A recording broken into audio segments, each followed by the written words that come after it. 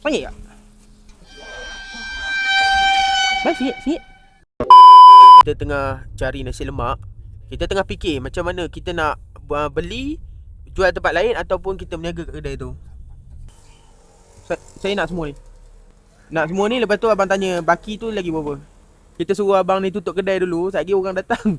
Kita beli, lepas tu kita jual dekat tempat lain lah.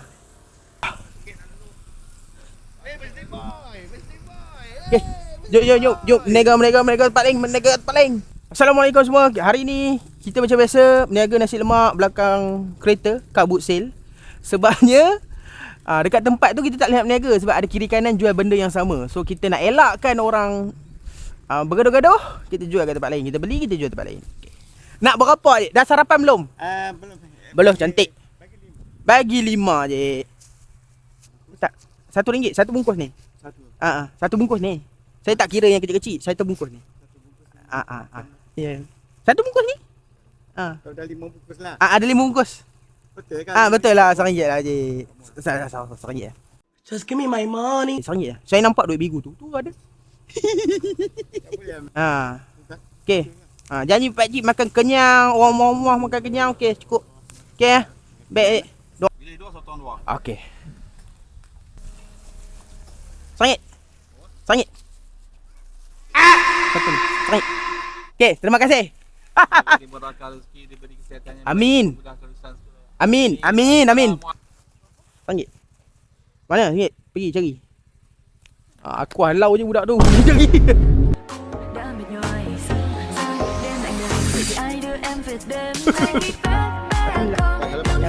RM1. Okay, ni saya. Oh, memang cukup. Okay. RM1 tak? RM1. RM1. Okay, RM1. Betul. Sungguh je.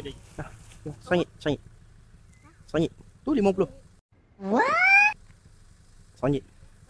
RM1. Ya, suara lebih-lebih. RM1 lah. RM1 tak?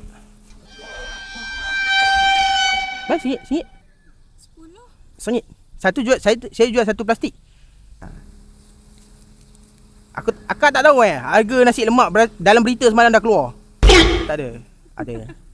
Saya buat berita sendiri. Abang ni bagi air. Terima kasih banyak-banyak bang. Abang kedai kat mana? Tu.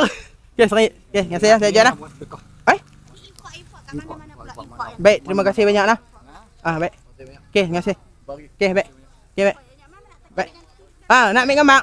Baik.